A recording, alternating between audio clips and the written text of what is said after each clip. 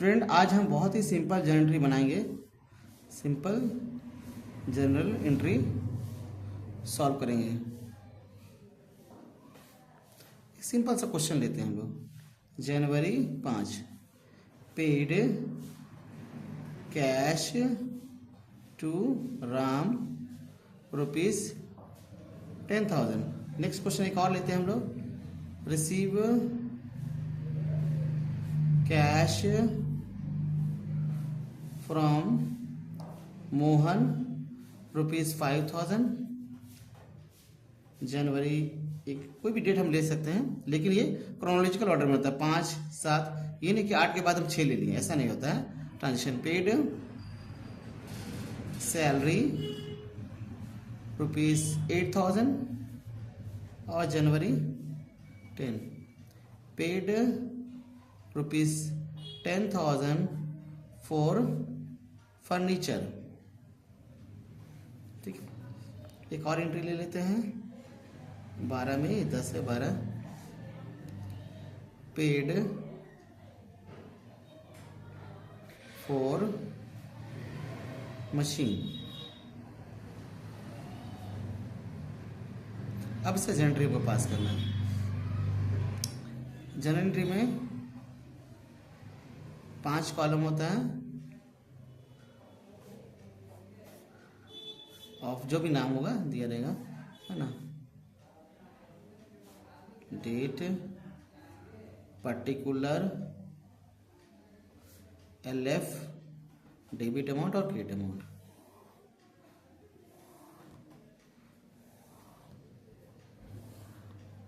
पहला जो ट्रांजेक्शन है जनवरी 5, इस क्वेश्चन में बताया गया है paid cash to Ram. Ram को हम क्या दे रहे हैं? कैश। अब इसका जनरल इस तरह से पास करेंगे।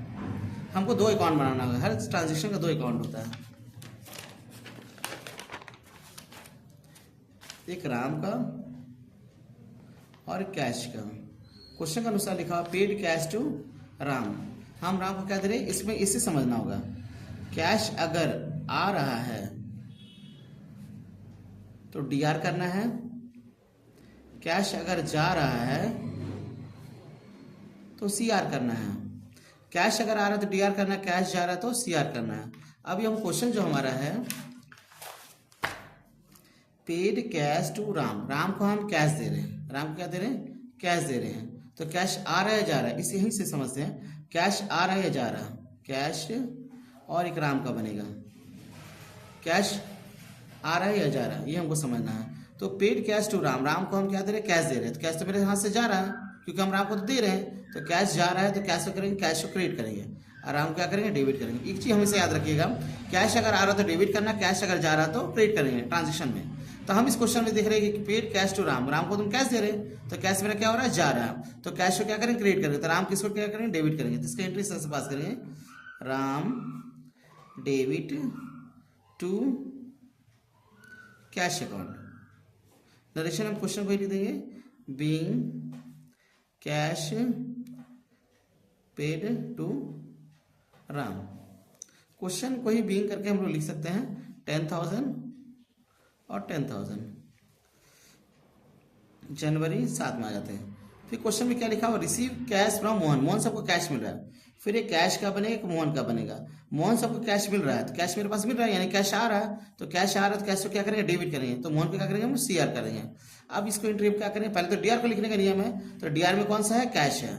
तो इसका एंट्री हो जाएगा cash account DR to Mohan being cash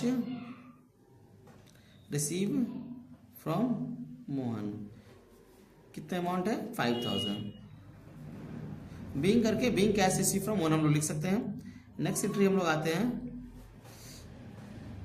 January 8 paid salary. फिर इसका 2 अकाउंट बनाया जाएगा, एक सैलरी और एक कैश का। हम किसी को वेतन दे रहे हैं, सैलरी दे रहे हैं, तो मेरे हाथ से तो कैश जा रहा है। तो कैश जा रहा है तो कैश को क्या करेंगे? CR करेंगे। अगर कैश जा रहा है तो कैश को क्या करेंगे? CR करेंगे। तो सैलरी क्या करेंगे? डेबिट करेंगे। आज जो भी हम ट्रांजेक्शन है कैश बेसिस हम समझाने की कोशिश करें।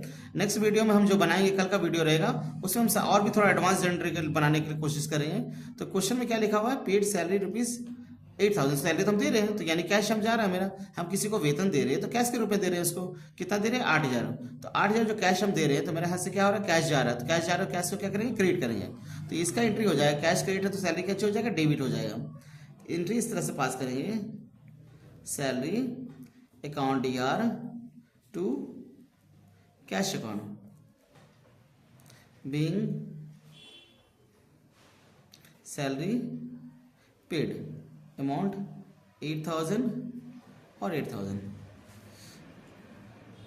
नेक्स्ट भी हमारा क्वेश्चन है जनरल 10 में, पेड ₹10,000 फॉर फर्नीचर। हम फर्नीचर दे रहे हैं किसी को, अगर हम दुकान से मान लेते हैं, हम फर्नीचर खरीदते हैं 10,000 रुपये का, और उसको कितना पेमेंट करें 10,000, तो 10,000 तो मेरे हाथ से कैश जा रहा है, तो कैश जा रहा है तो क्या बताए थे, कैश अगर जा रहा है तो कैश को क्या करेंगे, क्रेडिट करेंगे।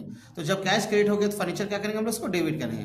कैश हमारा पता चल गया क्या हो रहा है, क्रेडिट हो रहा है, तो फर्नीचर क्या हो रहा है हमारा, डेबिट हो रहा है। तो हम लोग लिख सकते हैं इसको इस तरह से, furniture account DR to cash account being cash paid for furniture, amount है 10,000 और 10,000। एक चीज याद रखिएगा, डेबिट का अमाउंट इधर जाता है, क्रेडिट का अमाउंट यहाँ, और क्रेडिट लिखने का जरूरत नहीं पड़ता क्योंकि डेबिट जब है तो ऑटोमेटिक समझ लिया जाता है कि अगला क्या होगा, क्रेडिट होगा, इसलिए डेबिट तो यहाँ पे हम लोग मेंशन करते हैं लेकिन क्रेडिट मेंशन नहीं करते हैं। नेक्स्ट जो है हमारा 12, पेड फॉर मशीन। फिर हम मशीन खरीद रहे, उसके लिए कितना पेमेंट कर रहे हैं, 10,000।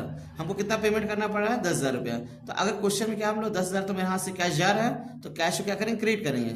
तो इस केस में कैश अगर क्रेडिट हो गया तो मशीन क्या करेंगे हम लोग, डेबिट करेंगे।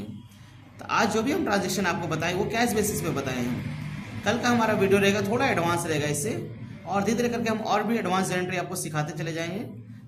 ठीक है, 10,000 और 10,000 बीइंग